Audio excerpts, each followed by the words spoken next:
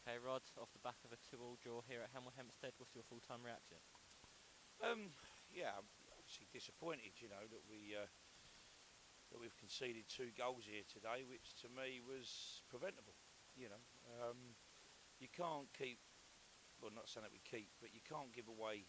Like Bush here today, we've played really well, come out second half, and obviously Bush's just give away. Looks like just a bit of an easy, osy sort of clearance. He's caught him, and obviously it sounded like it was a penalty. It looked like it was a penalty. So, then we go 1-0 down.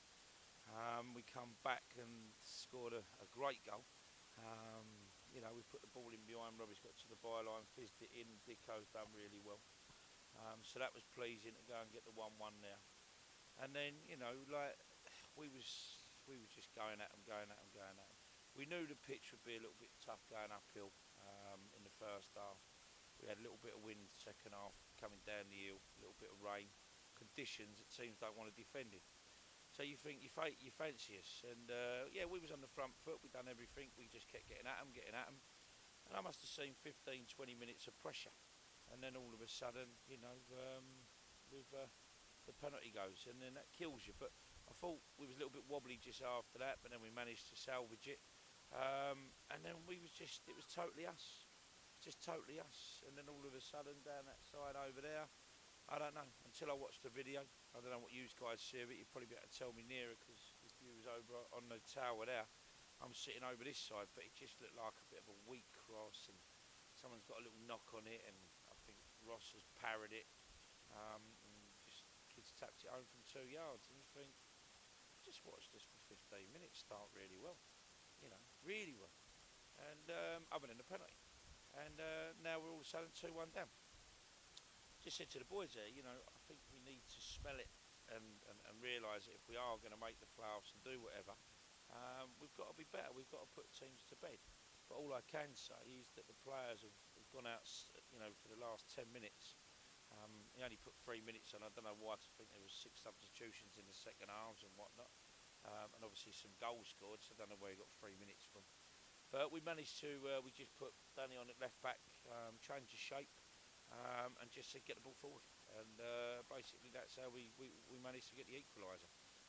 Hell of a finish from Dicko. I think Dicko's a few people have sort of questioned him and whatnot, but today I thought both his goals were good goals.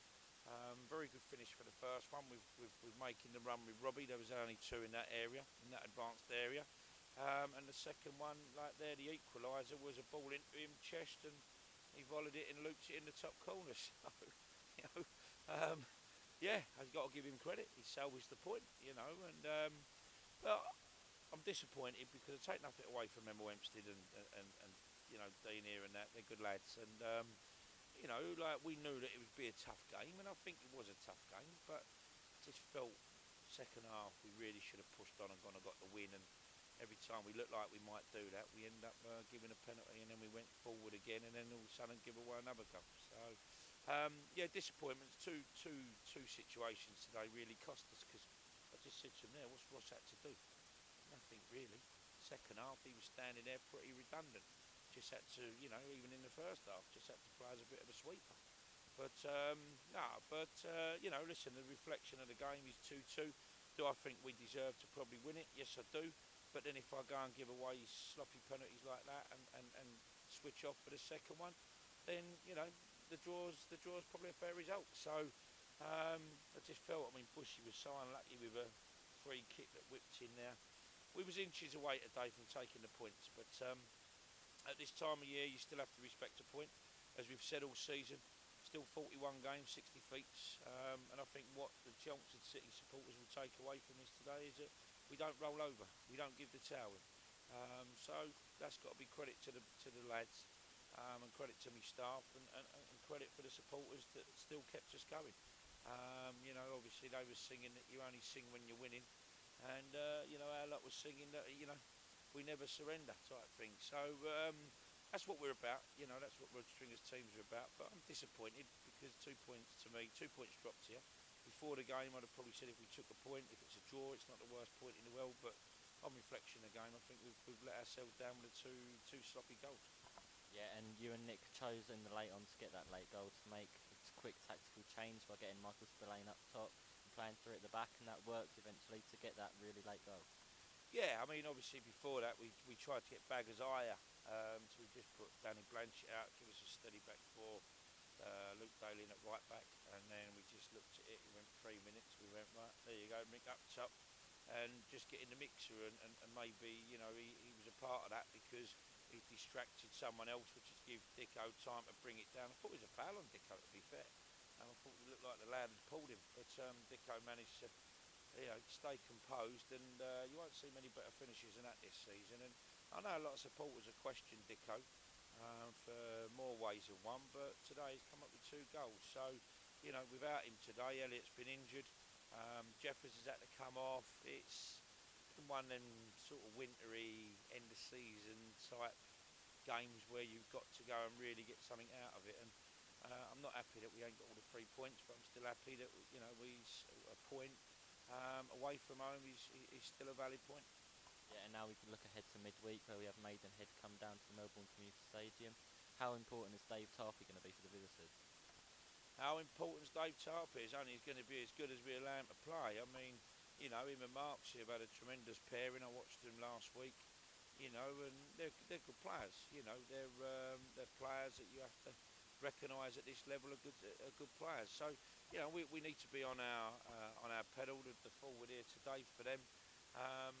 He was lively, always on the shoulder, So, Tarpey's very similar to that. So hopefully we will have learnt something today from playing from that type of player. Whether we keep the same shape on Monday night, I'm not sure yet. But what I do know is my players have got to go out there and they've got to get something out of that game as well. So that will be a ding-dong. Obviously we lost 1-0 there. I'm very disappointed. We went there a little bit of a side that we had a lot of injuries at the time.